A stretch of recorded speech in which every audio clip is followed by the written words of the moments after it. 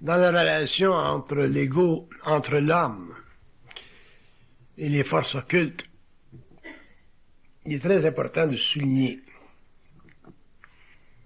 que le développement d'une nouvelle psychologie telle que celle que j'annonce, la psychologie évolutionnaire, qu'une telle psychologie demande une étude réellement approfondie des relations entre l'homme et les plans subtils. Pour le commun des mortels,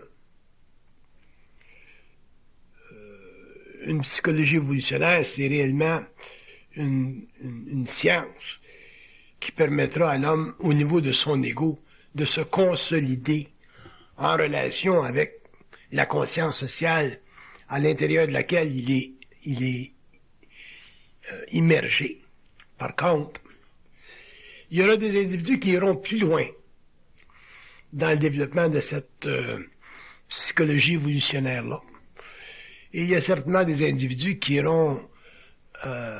se manifesteront une conscience plus occulte, c'est-à-dire une conscience pouvant tendre vers la jonction du lien universel.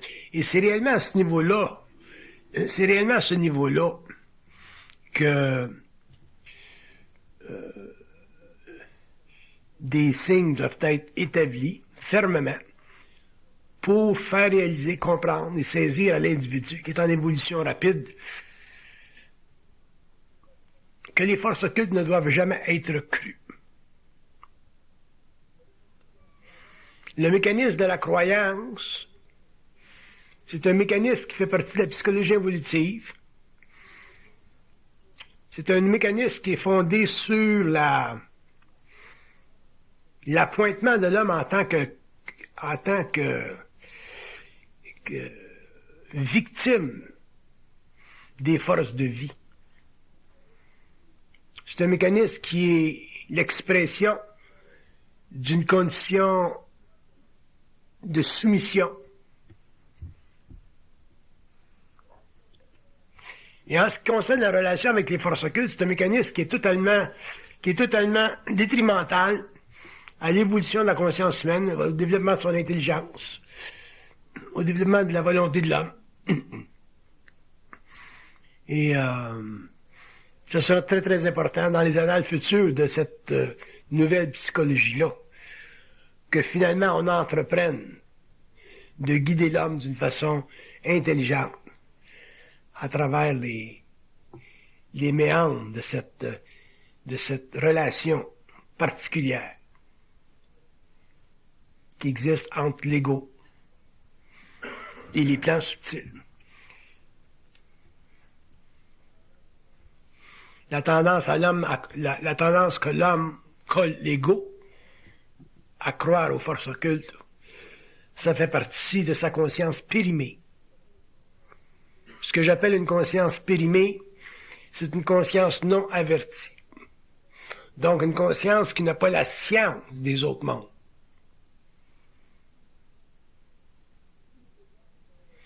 Tous les déboires qu'ont connus ou qu'ont subis les hommes au cours de l'évolution par rapport aux forces occultes, à quelque niveau que ce soit, ont été basés sur le fait que l'homme a cru.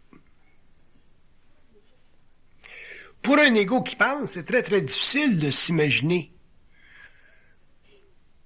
comment on peut être en relation avec des plans d'intelligence quelconque, que ce soit astral ou mental, et qu'en même temps on ne puisse pas les croire. Et la raison pour ça, c'est que on comprend pas ce que veut dire croire ou pas croire.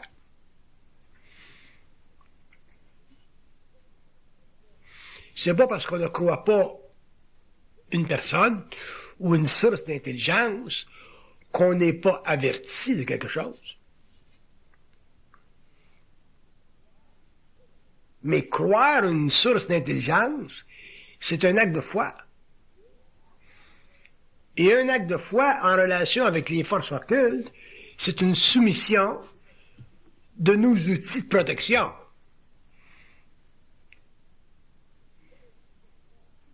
Et l'homme aura payé un grand prix pour comprendre ça. Moi, j'en suis un des individus qui aura payé un grand prix pour comprendre ça.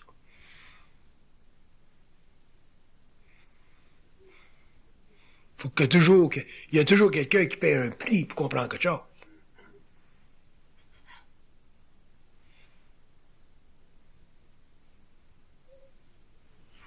Par contre, l'ego n'est pas toujours prêt à accepter le fait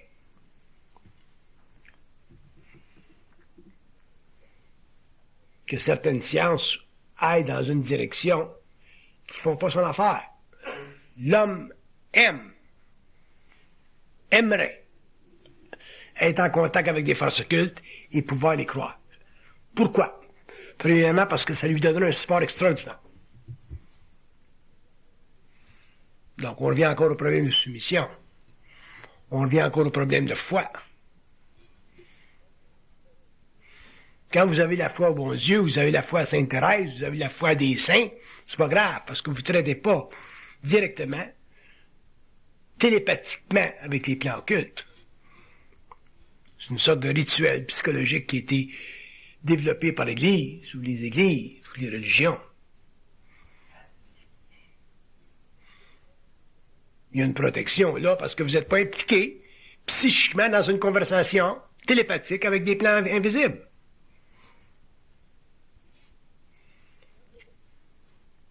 Et quand vous êtes impliqué avec des plans invisibles, c'est un autre pain de manche. Il y a des saints, ce qu'on appelle des saints ou des mystiques qui l'ont été, Père Pio, Frère André, qui ont vécu des initiations astrales dans leur chambre abominables, qu'eux autres ont interprété comme étant en contact avec les forces du mal. Père Pio a énormément souffert de voir des matérialisations astrales dans sa chambre. Ça, c'est des matérialisations, c'est pas des communications mentales encore.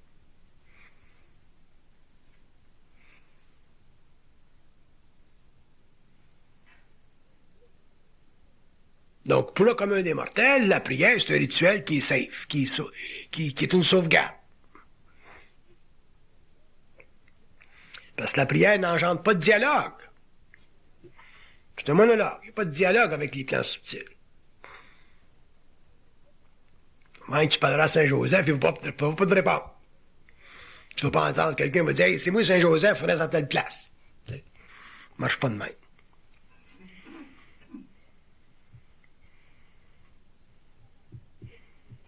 Mais si tu parles à quelqu'un et tu dis c'est moi Saint-Joseph, je reste à telle place, là, t'es mieux de checker ton carnet d'adresse.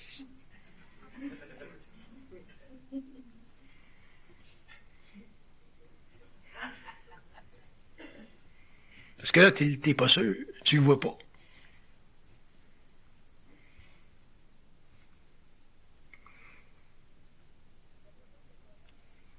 Fait que le problème de croyance, il fait partie fondamentale de certains paramètres de la conscience humaine qui devront être totalement mis de côté, éliminés, quand l'homme va arriver à un point où il sera à la mesure d'entretenir un lien télépathique avec les liens universels. Communication télépathique avec les liens universels. Puis ça, c'est pas une revanche de l'initié contre l'occulte. Ça fait partie des lois que l'initié découvre dans sa progression difficile. Vous parlez avec eux autres, ils vont vous dire la même affaire. C'est pas coloré, ça.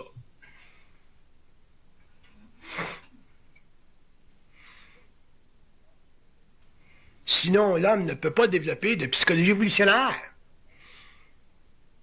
Une psychologie évolutionnaire, c'est une psychologie basée sur le mouvement dynamique de l'esprit à travers l'ego, dans un processus de développement historique qui peut durer des siècles, mais qui est toujours à la mesure de l'individu dans la contemporanéité de son expérience matérielle sur la Terre. Autrement dit, ce qu'on sait en 1995, ce qu'on saura en l'an 2030, ce qu'on saura dans l'an 2200, ça va changer. Ça sera toujours dans la même direction, mais ça sera toujours en changement. Parce que l'homme est appelé, au cours de son évolution, à se libérer du joug de la quarantaine qui a fait partie de l'expérience de sa conscience terrestre. L'homme s'en va quelque part. Ses facultés vont et deviennent grandissantes. Son psychisme va se révéler à lui.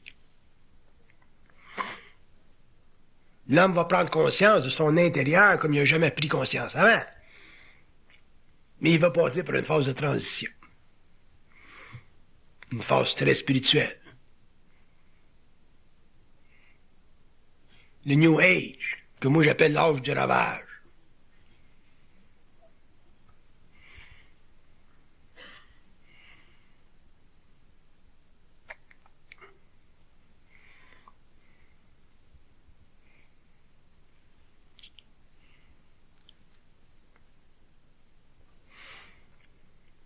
Donc la relation entre l'ego et les forces occultes doit être une relation fondée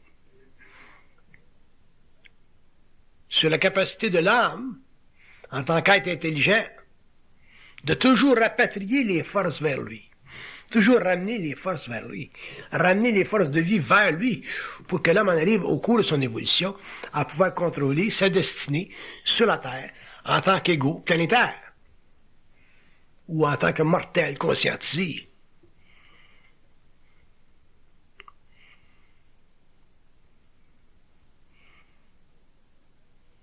Sinon, il demeurera un être en voie d'expérience. Vivre l'expérience sur un plan psychologique inconscient, ça peut être le fun, ça peut ne pas l'être. On dit que ça fait partie de la vie. Mais vivre l'expérience sur un plan de psychologie plus avancé, plus conscientisé, plus contigu à des plans occultes avec lesquels vous pouvez être en communication télépathique, c'est une autre expérience. Parce que dans cette période-là, vous êtes temporairement démunis d'une vision globale parce que vous n'avez pas accès à l'agenda. Puis ils vont pas vous le dire. Parce que l'homme est en transmutation. Donc c'est pas parce que l'homme est en communication avec les plans subtils qu'il va être à l'abri de certaines retenues d'informations, puisque ces retenues d'informations-là sont justement nécessaires pour la transmutation de ces corps. Sinon, il n'y aura pas de transmutation. Il n'y a pas un homme qui va se mettre le pied dans l'eau chaude pour transmuter. Mais on peut vous dire que l'eau est froide. Tu te mets le pied dedans, puis elle est chaude. Là, tu as transmuté.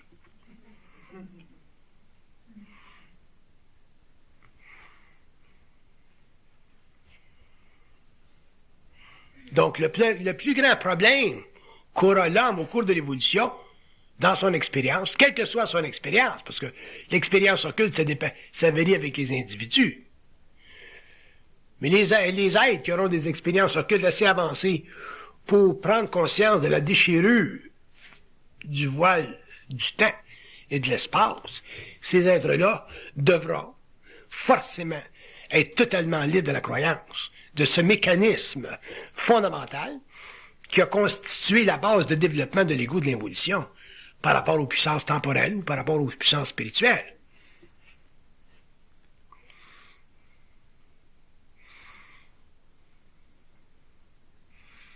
La conscience, c'est une infinité. C'est pas une particularité biologique d'une espèce. La conscience, c'est une infinité. Elle peut se manifester à travers un corps matériel, comme elle peut se manifester à travers un corps astral ou un corps éthérique. La conscience épouse toujours un mouvement d'énergie qui part d'un plan supérieur, tout le temps. Il va venir un temps dans l'évolution de l'homme où l'homme va prendre conscience de ça. Il va s'apercevoir que, sa conscience vient d'ailleurs, la conscience vient d'ailleurs. La pensée vient d'ailleurs. Il y a le petit moi puis il y a le grand moi. Il y a un moi planétaire et un moi universel. Il y a même une fusion au bout de ce processus-là.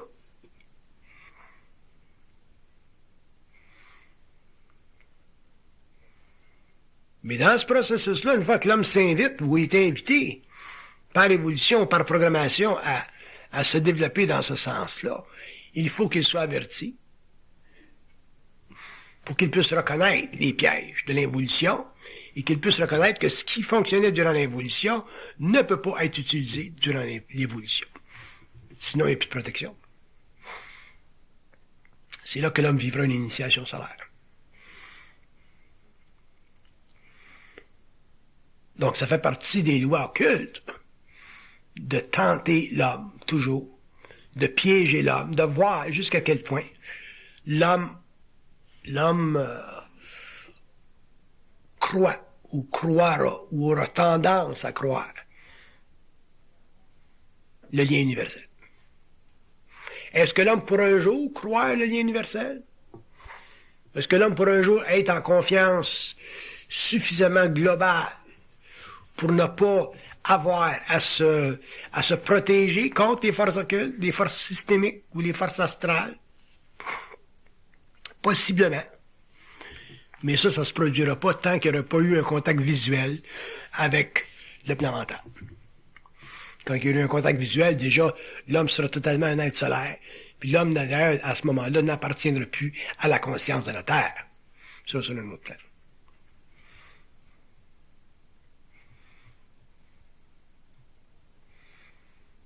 Moi, ça fait 25 ans, là, que je sais pas combien d'années que je vis cette fusion-là, là.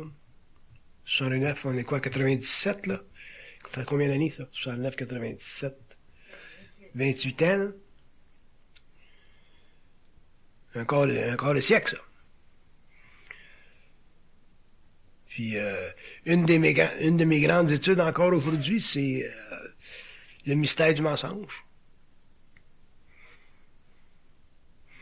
Si j'ai les forces, j'écrirai certainement sur ça un jour. Il y a tellement de livres que je vais écrire, je n'écris pas un.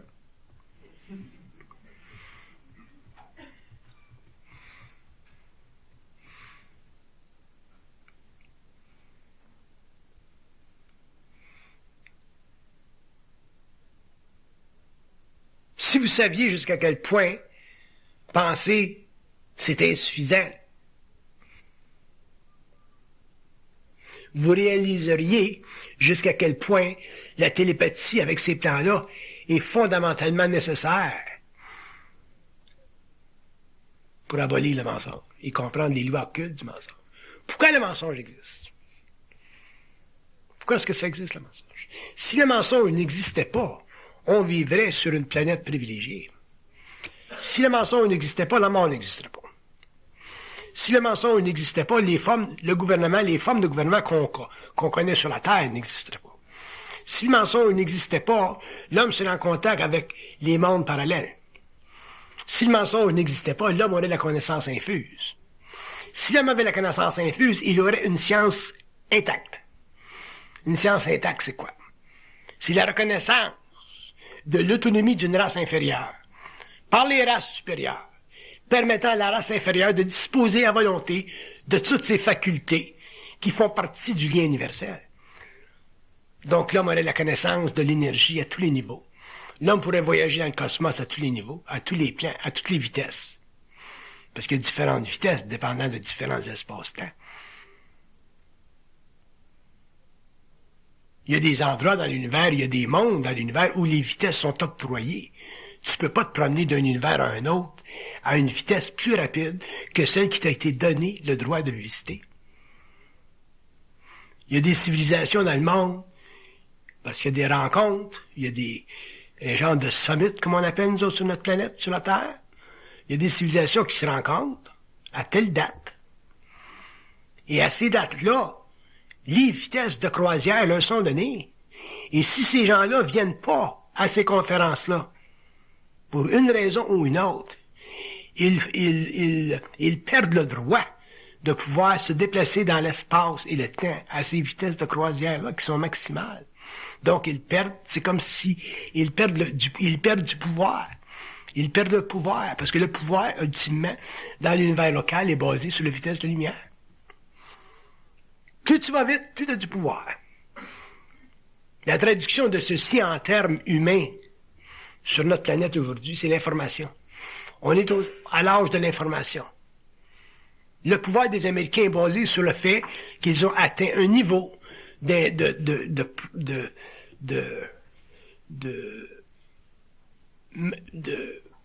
how do you call process? Le processus d'information est tellement avancé aux États-Unis comparé avec d'autres pays que c'est ça qui leur donne le pouvoir. Puis au 21e siècle, les pays qui auront un grand niveau de possibilités au niveau de l'information seront les pays qui auront le plus de pouvoir par rapport à d'autres. Alors, au niveau systémique, c'est la même chose. Sur notre planète aujourd'hui, mais l'information, c'est encore connecté à la vitesse. La vitesse de la lumière. Même si c'est une lumière électromagnétique, c'est toujours basé sur la vitesse de la lumière. Les modems d'un computer, ça va plus vite. 14, 28, 56. Bauds. Alors, dans les univers parallèles, c'est la même chose.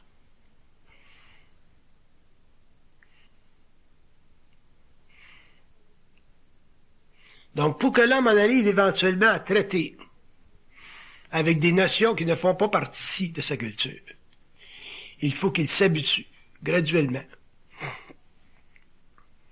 à ne pas croire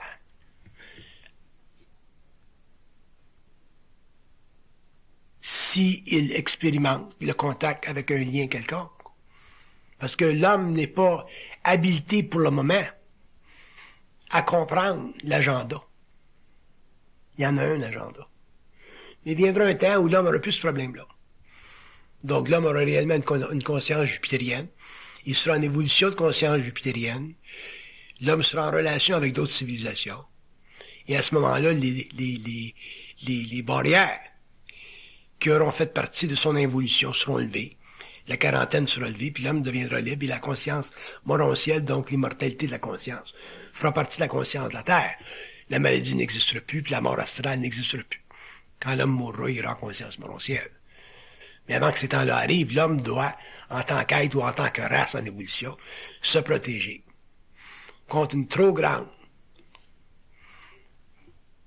désir d'appartenir psychologiquement à des mondes dont les lois sont totalement différentes des siennes.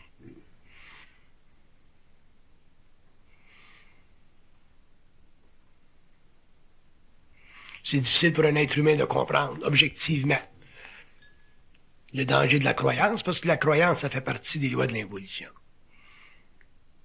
J'ai rien contre le fait que l'homme de l'évolution croit. J'ai rien contre le fait que ma mère croit à Saint-Joseph. Ça fait partie de l'évolution, c'est dans le cadre de l'évolution. C'est bon d'ailleurs pour elle de croire à Saint-Joseph. Mais quand l'homme passe de l'évolution à l'évolution, et que ses centres commencent à s'ouvrir, et que la télépathie commence à s'établir, et que le mécanisme de la pensée involutive, subjective, commence à s'effondrer, pour donner naissance à une nouvelle pensée, une pensée plus transparente, plus prépersonnelle, plus télépathique, une conscience plus psychique. Il faut absolument qu'il se protège. Donc l'ego devra se protéger dans sa relation avec les forces occultes.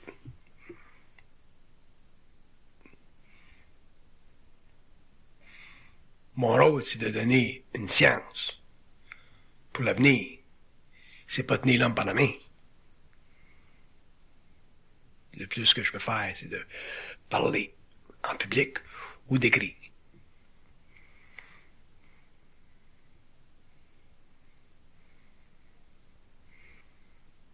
Il y a 3 sortes de forces occultes dans l'univers systémique. Il y a les forces qu'on appelle lucifériennes, ce sont des forces occultes. Il y a les forces sataniques, ce sont des forces occultes. Puis il y a des forces de la lumière. Puis les forces de la lumière n'ont pas encore été décrites chez l'homme, pour l'homme. Parce que les forces de la lumière font partie de la reconnaissance de sa conscience. Quand l'homme aura la reconnaissance de sa conscience, l'homme aura la compréhension des forces de lumière, à un autre niveau ou d'une autre manière qu'il a eu pendant l'évolution.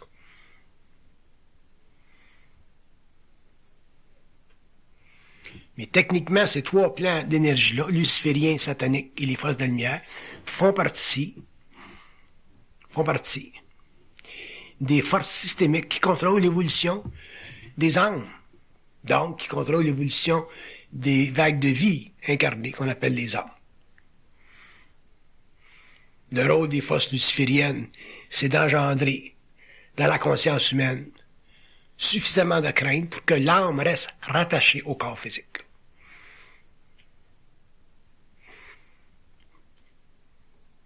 C'est la crainte qui fait que l'âme reste rattachée au corps physique. Il y a des êtres qui vivent des grandes souffrances sur la terre, puis ils ont le goût de vivre encore.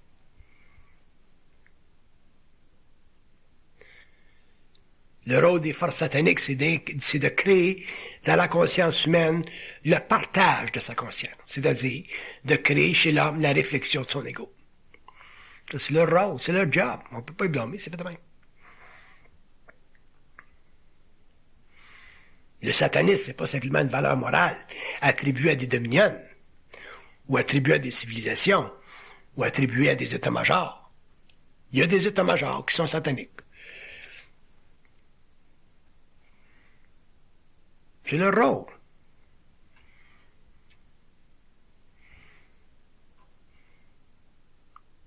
C'est un rôle qui dure depuis très longtemps. C'est ça qui a permis à l'âme de venir dans la matière, de rester là.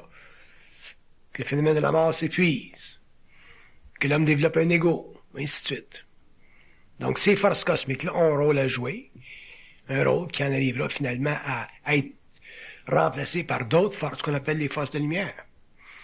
Mais pourquoi est-ce qu'on appelle les forces de la lumière les forces de la lumière? Pourquoi est-ce qu'on ne leur donne pas un nom? Parce qu'on est des êtres spirituels. La lumière, c'est safe. Mais rien qui vous dit, il n'y a rien qui dit qu'un homme qui viendra en contact avec les forces de la lumière n'est pas un choc non plus.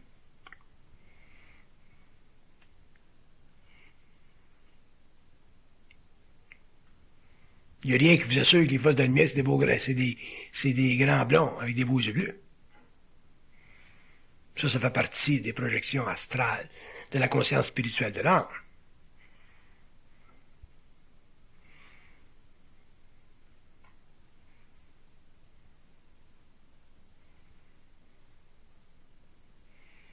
Le point que je veux faire, c'est de vous faire comprendre que la liaison télépathique avec le plan mental donnera à l'homme ce qu'on appelle le lien universel. Le lien universel sera confirmé sur la Terre en l'an 2060, dans ce boucle-là. Pas confirmé encore. Il sera confirmé dans ce boucle-là. Quand le lien universel sur la Terre sera confirmé, à ce moment-là, il y aura contact automatique avec d'autres civilisations sur la Terre, dans des conditions contrôlées. Mais il y aura contact officiel entre les autres civilisations et l'homme de la Terre. Parce qu'un lien universel, c'est techniquement un contrat politique qui permet à des intelligences dans des mondes parallèles de communiquer par télépathie avec d'autres intelligences dans d'autres mondes parallèles. Parce qu'on est un monde parallèle par rapport à eux autres. Par contre, un lien universel n'est pas concrétisé tant qu'il n'y a pas matérialisation éthérique de ces intelligences-là. Quand il y aura matérialisation éthérique de ces intelligences-là sur la Terre, c'est évident qu'il y a des hommes sur un plan individuel qui vivront des expériences particulières, qui leur permettront finalement de venir en contact avec des points telluriques de la Terre et rentrer dans des dimensions parallèles de la conscience, systémique, planétaire, terrestre.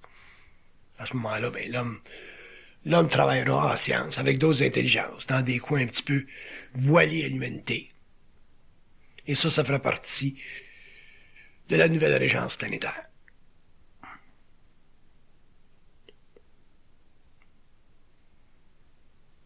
Mais pour que l'homme puisse s'instituer en tant qu'être conscient,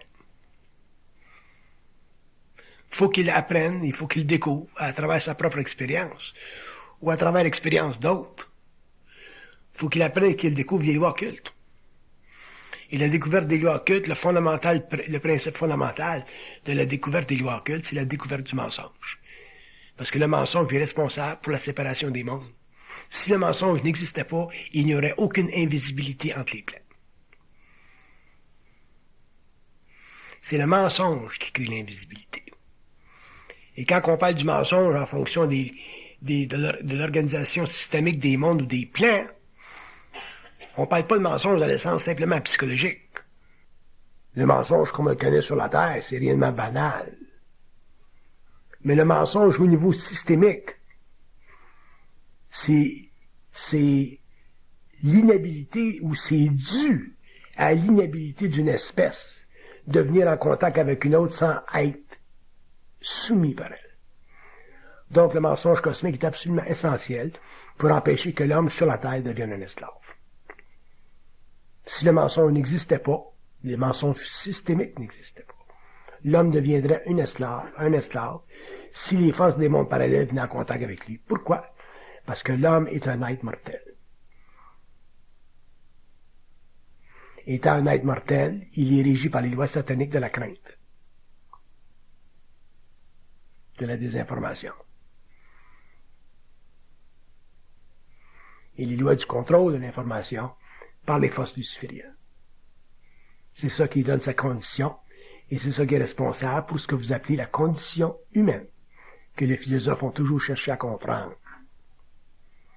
Le renversement de cette condition-là se fera lorsque l'homme viendra en contact avec les forces de la lumière.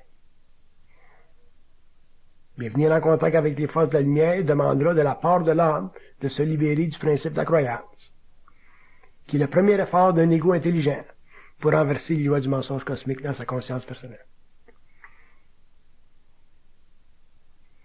À partir du moment où l'homme aura réellement compris ça, l'homme commencera à se protéger des forces occultes. Et quand il se sera parfaitement protégé des forces occultes, ce sera très très facile pour les forces occultes de venir en contact avec lui, parce qu'il n'y aura plus aucune altération de son aura.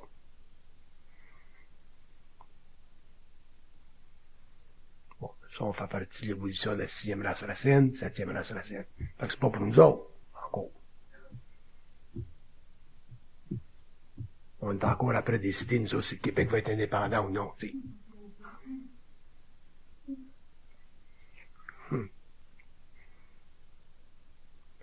Je veux simplement vous créer des contrastes, pour vous faire comprendre, pour vous faire réaliser. Occupez-vous de vos santé, de l'argent que vous avez dans votre compte, puis ensuite de vos amours. Si vous faites ça dans cet ordre-là, puis vous ne mettez pas trop d'importance dans les forces, dans l'occulte ou les sciences occultes, vous allez apprendre à vous protéger malgré vous-même.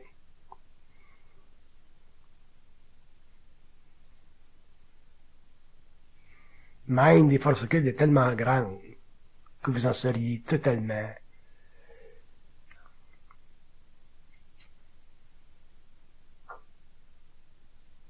ébahis, surpris.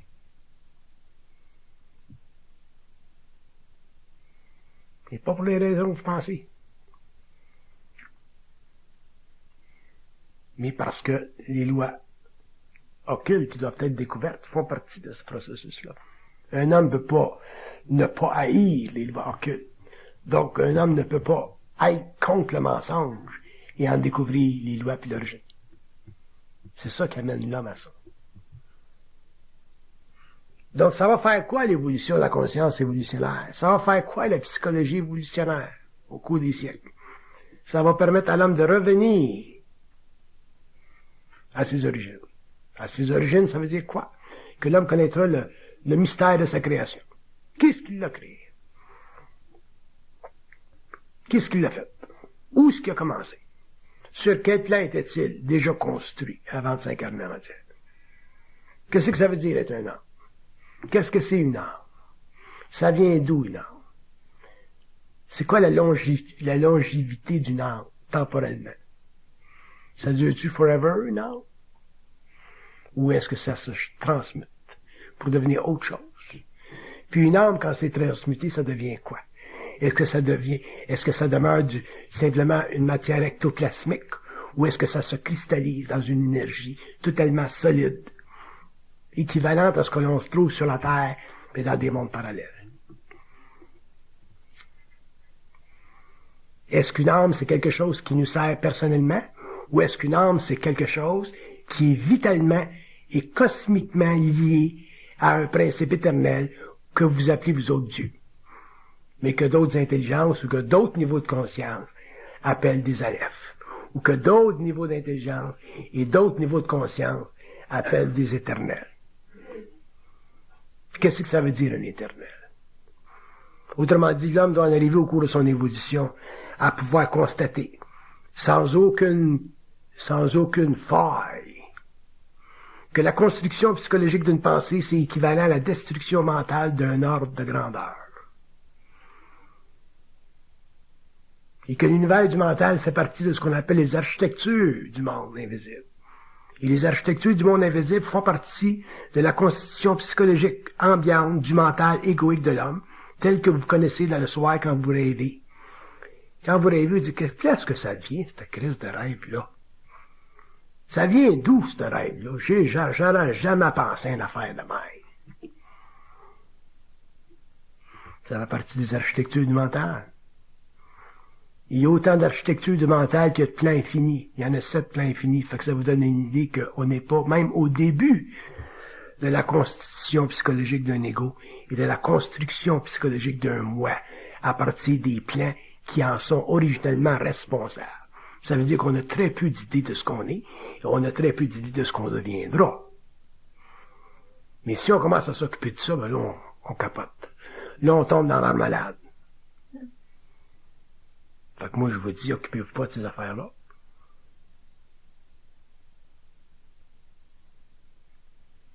Occupez-vous de votre santé, de votre petite économie, puis de vos amours. Faut que l'homme apprenne à se détacher de l'occulte. De la même manière que l'homme apprend à rentrer dedans. Vous apprenez à rentrer dedans par curiosité, puis vous allez apprendre à vous en détacher par écœurement.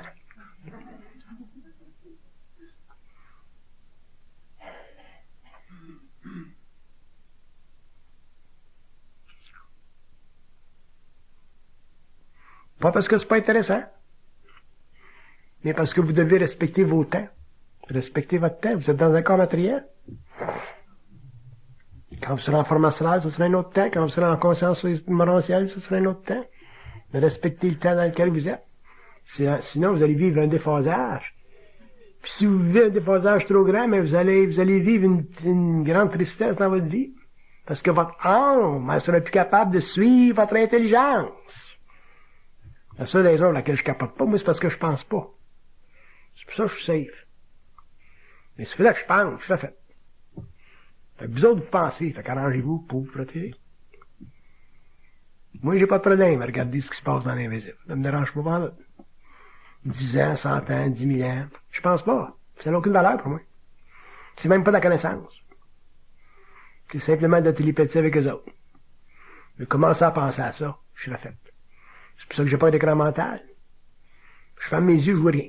Pas comme ma femme, l'écran de télévision. Là. Moi, je vois rien. Fini. Quand je ferme mes yeux, moi, je vous regarde, voilà, vous êtes devant moi, là. Je ferme mes yeux, je vous reconnais même plus.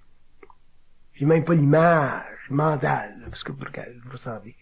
Fait que c'est ça qui me protège.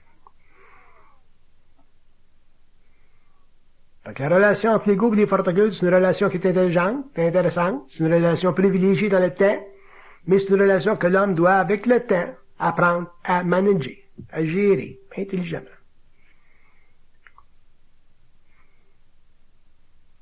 Puis apprenez une fois pour toutes que le seul être qui est important dans votre vie, c'est vous autres.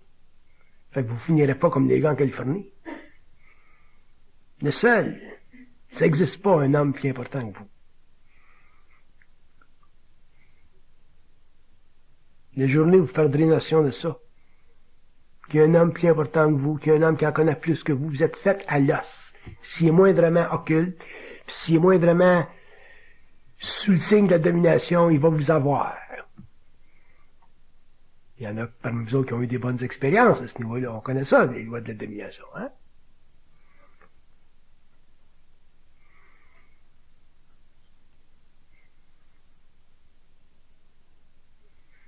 Les gens qui sont dans l'occulte, c'est pas du mauvais monde. C'est même du bon monde. C'est qu'ils connaissent pas les lois occultes.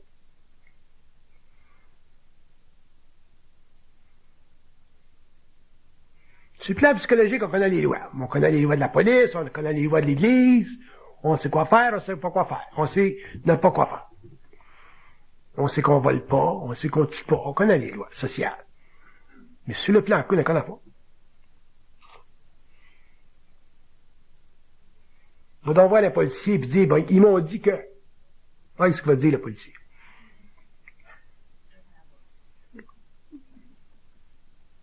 Tu vas avoir raison.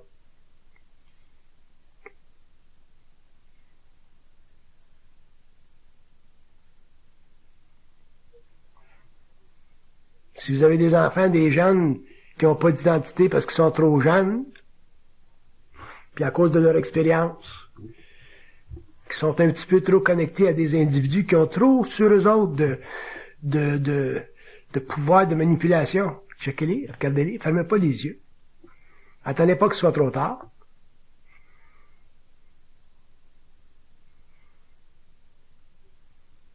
La police est là, utilisez-la.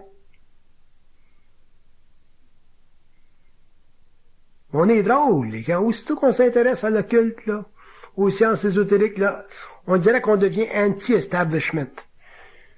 La médecine est plus bonne, la police est plus bonne, l'église est plus bonne. Faites bien attention parce qu'un jour, vous allez être obligé de revenir à ces choses-là, puis réaliser que c'est là que l'homme peut se protéger le plus contre des formes de manipulation qui souvent sont très dangereuses. Un jeune, il n'y a pas d'expérience. Fait que checkez-les vos jeunes. Surtout ceux qui s'intéressent à ces choses-là puis qui rentrent dans des cercles.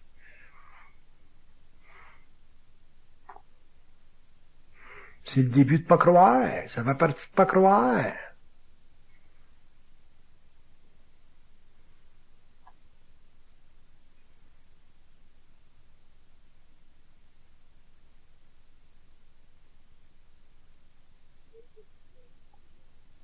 Je vais laisser une petite période de questions. Oui. Bon.